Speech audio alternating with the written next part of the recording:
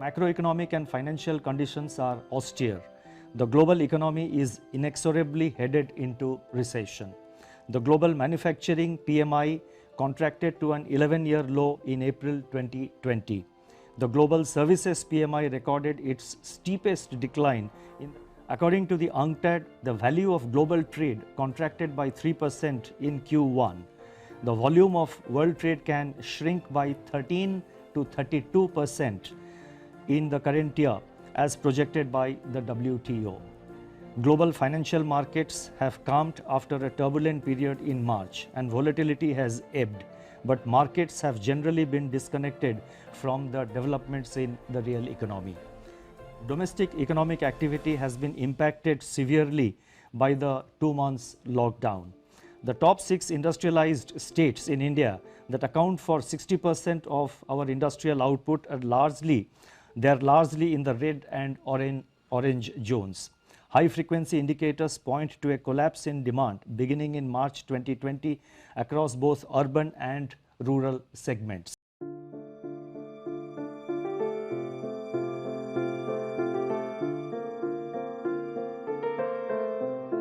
The biggest blow from COVID-19 has been to private consumption, which accounts for about 60% of the domestic demand. The production of consumer durables fell by 33% in March 2020, accompanied by a 16% decline in output of non-durables. Deficient demand may hold down pressure on core inflation, although persisting supply dislocations impart uncertainty to their near-term outlook. Much will depend on the shape of the recovery after COVID-19. Accordingly, the MPC is of the view that headline inflation may remain firm in the first half of 2020. Industrial production shrank by close to 17% in March, with manufacturing activity down by 21%. It is expected that the combination of fiscal, monetary and administrative measures being currently undertaken both by the government and the RBI would create conditions for a gradual revival in activity in the second half of 2020. As and when the situation warrants, to the best of our ability, we are reacting to situations, we are trying to anticipate and also trying to be proactive, and that shall continue to be under the underlying theme.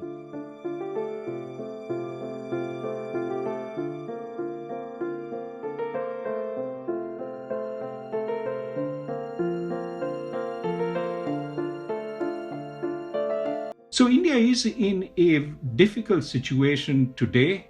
It does need to find the reforms that would enable it to grow, but it also needs to spend more money in stimulating the economy back to growth. The weakness of demand that causes us to have these massively stimulating monetary policies that lead to the debt buildup and all the conservative. I think if you look at India over the last few years, unfortunately, economic growth has been declining. And we've seen, the budget deficits grow. We've seen a rise in bad debts in the system, partly as a result of the easy credit that if you look at the overall infections as well as the death rates, they're relatively small compared to the population. The worry is they're still growing after a substantial period of lockdown. And in fact, some of the management of this crisis, whereby a number of migrants left the cities for their villages, may in fact cause the virus to expand in those areas.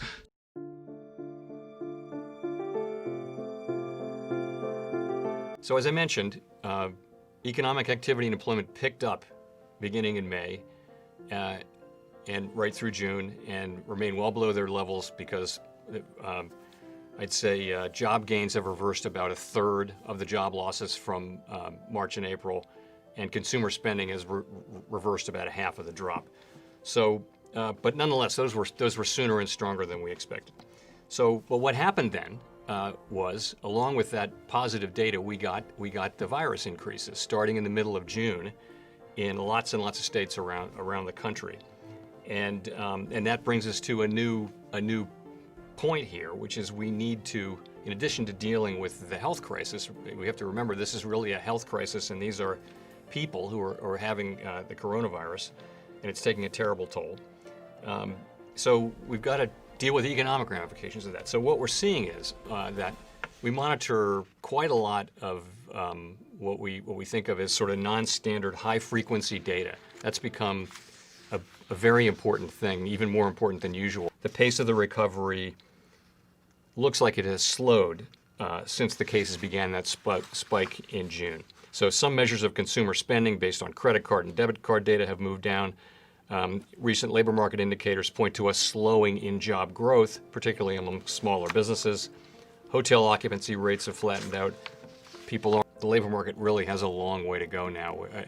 Even with two very strong months of job creation, 7.5 million jobs between the 2 months, we still have 14 million people unemployed. So it's a long way to go, and that leads to a situation where there are so many people looking for jobs, and we have the economy only partially reopened. So there aren't, until the economy, or as the economy fully reopens, people can go back to work. So it's a tough situation. Aren't going out to restaurants, bars, gas stations, pharmacies, and beauty salons as much. Consumer surveys, by the way, which had dropped very sharply when the pandemic arrived and then moved back up sharply, they look like they may be softening again now. There's still some areas of strength. Housing and motor vehicle sales have still been strong. Nonetheless, on balance, it looks like the data are pointing to a slowing in the pace of the recovery.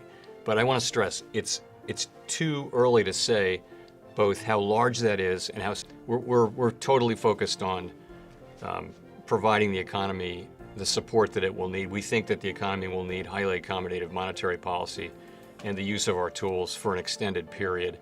And we're absolutely committed to staying in this until we're very confident that that is no longer needed.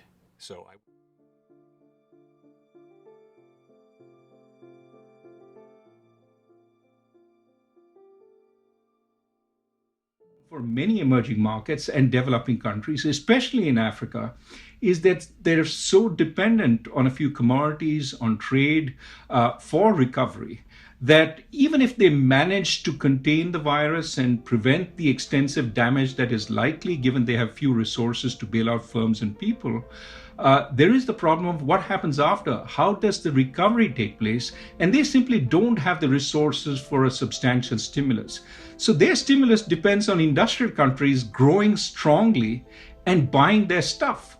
And, with all the constraints on trade we saw before the virus, and now the massive fight that seems to be brewing between the US and China, I really hope the world, post-COVID comes together, because we really can't afford a trade war, especially in a number of the poorest countries in the world. We have a growing, an elderly population growing in industrial countries. Demand is going to slow down. We have a young population in the emerging markets, and Africa is really, really very young. So if you look at the economic opportunities going forward, they're so big in fostering a genuine globalization, which works for everyone.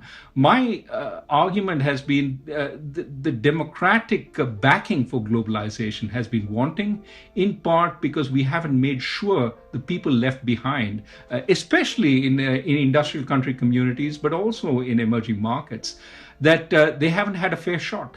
And that's why you see a growing resistance. And my belief is, if we rethink this, and this goes back to new leadership, to rethink this process and to put in place policies that will lead to a better globalization for all, both for the industrial countries and the developing and emerging markets. Now, for that, I really think we need to rethink our whole system.